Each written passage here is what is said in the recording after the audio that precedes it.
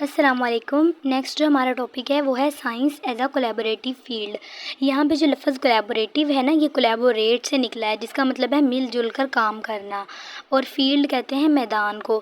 تو جو سائنس ہے نا، وہ مل جل کر کام کرنے والا ایک میدان ہے۔ تو science is a collaborative field, science مل جل کر کام کرنے والا ایک میدان ہے، ان وچ ریسرچرز، جس میں جو کام کرنے والے ریسرچرز ہوتے ہیں، فرام ویریس ڈسپلنز، وہ مختلف شعبوں سے یا مختلف میدانوں سے ورک ٹوگیدر، اکٹھے کام کرتے ہیں، ٹو سولو کمپلیکس پرابلمز، پیچیدہ مسائل کو حل کرنے کے لیے۔ یعنی کہ جو سائنس ہے وہ ایک مل جل کر کام کرنے والا میدان ہے، جس میں جو ریسرچرز ہوتے ہیں، مختلف شعبوں سے آنے والے ریسرچرز، وہ کمپلیکس پرابلمز کو سولو کرنے کے لیے اکٹھے کام کرتے ہیں۔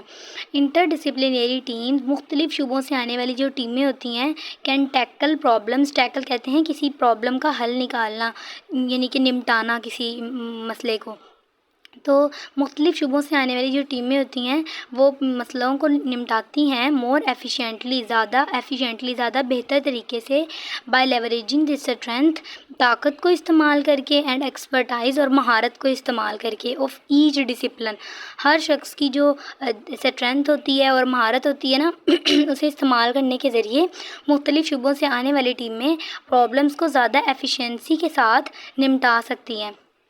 It often leads to quicker, اس سے ہوتا کیا ہے کہ اس سے اکثر جلدی اینڈ سسٹینیبل اور دیر پا سلیوشن نکل آتا ہے، ٹھیک ہے۔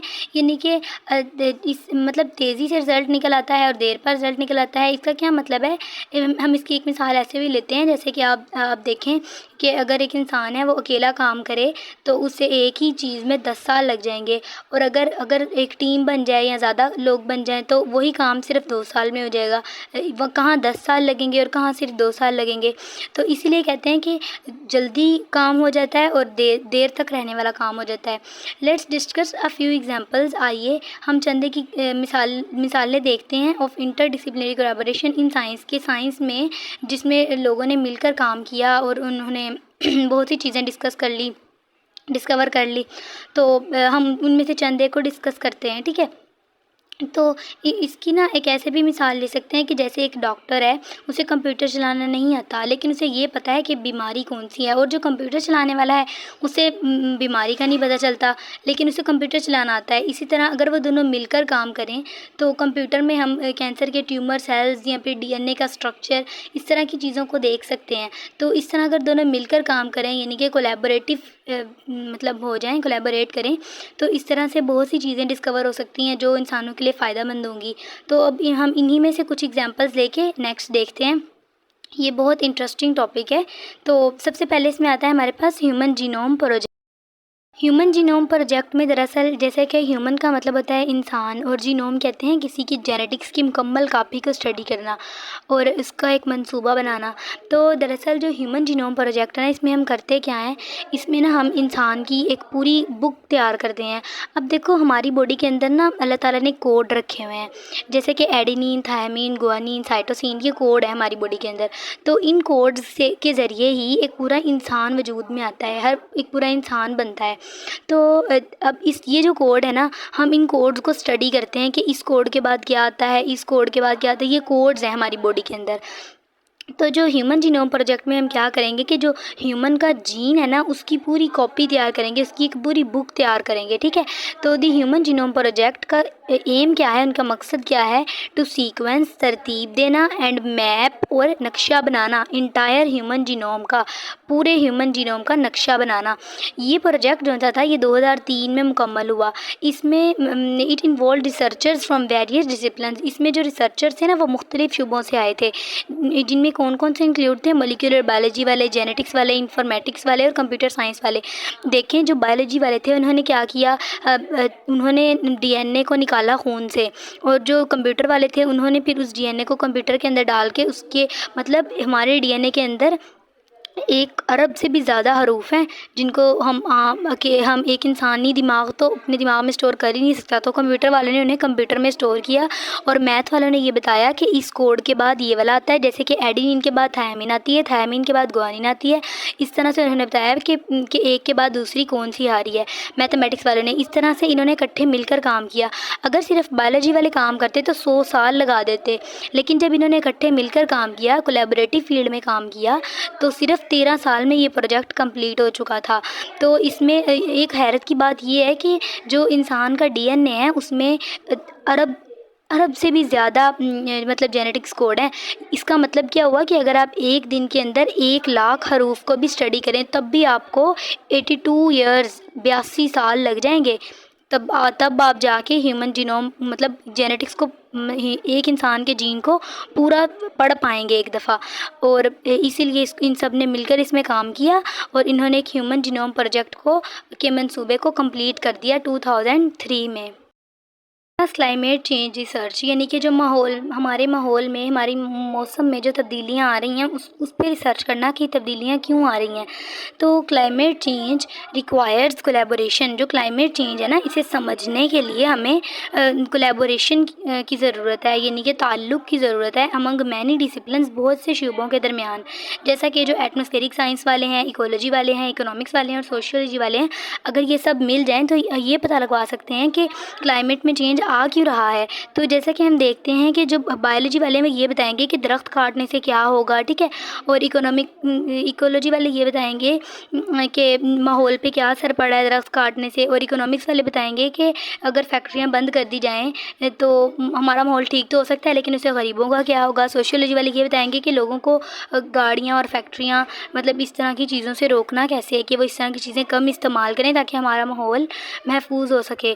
اور مطلب ایٹماسفیئرک سائنس والے ایٹماسفیئر کو اسٹڈی کریں گے، مطلب سب مل کر کام کریں گے تو ہم یہ پتہ لگوا سکتے ہیں کہ ہمارا جو ماحول ہے، ہمارے جو کلائمیٹ ہے اس میں چینج آ کیوں رہا ہے، اور ہم اس چینج کو کیسے روک سکتے ہیں یا اس چینج کو پازیٹیو کیسے کر سکتے ہیں۔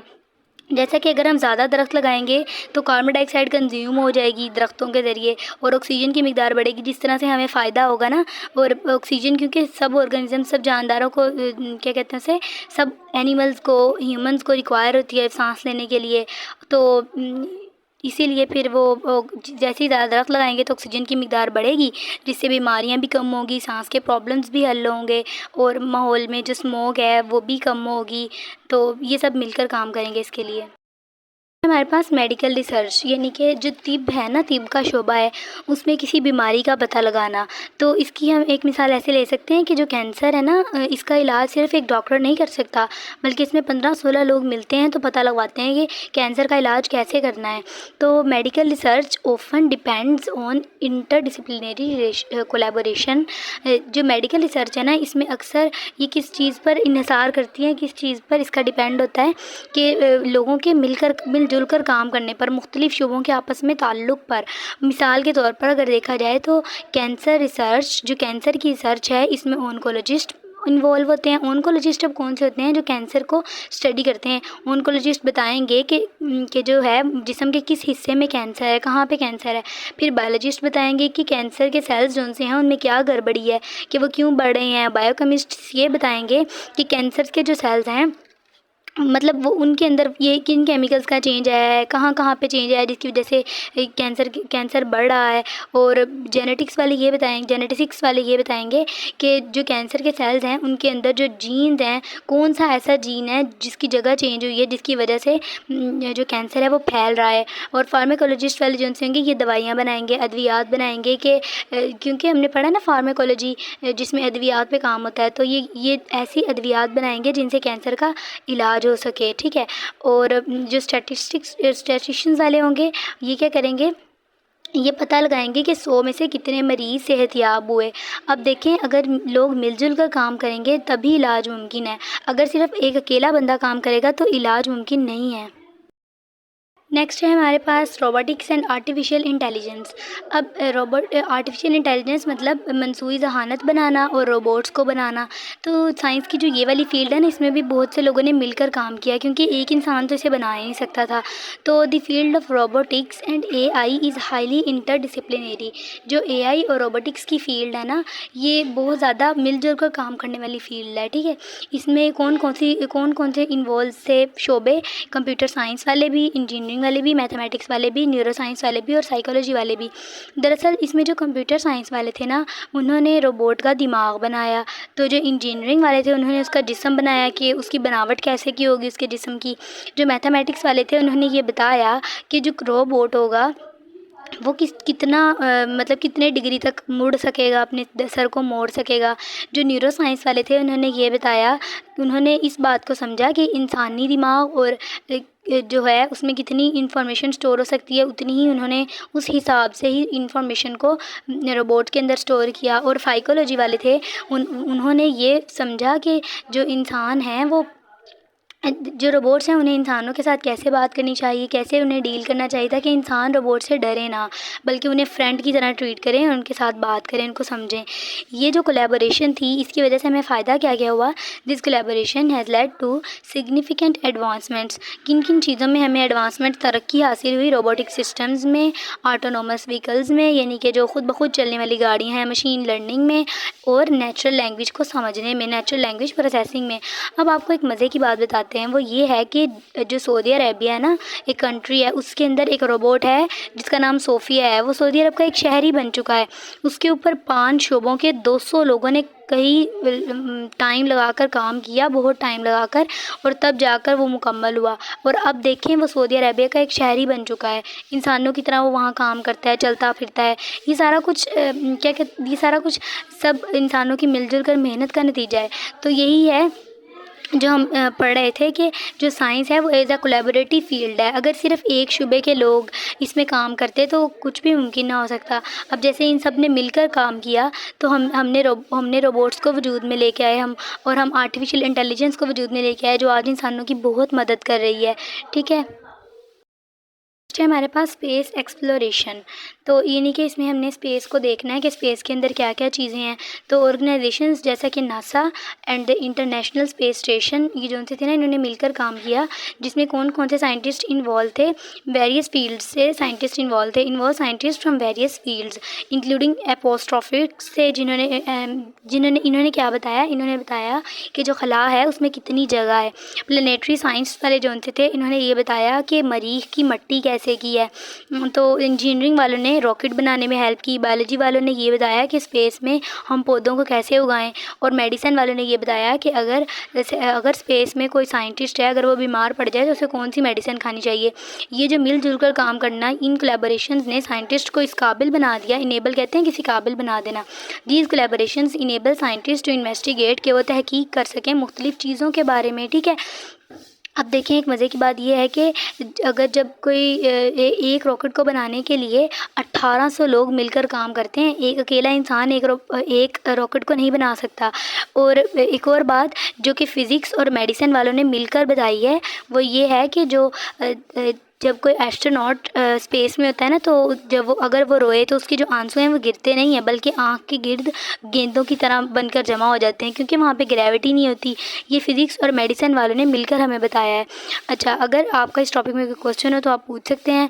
اور آپ کو اگر کوئی چیز مشکل لگ رہی ہے تو آپ اس کے ایزی نوٹس بھی لے سکتے ہیں. ویری ایزی نوٹس وہ میں پرووائڈ کر دوں گی. اور اس کے علاوہ اب ملتے ہیں نیکسٹ لیکچر میں. اللہ حافظ.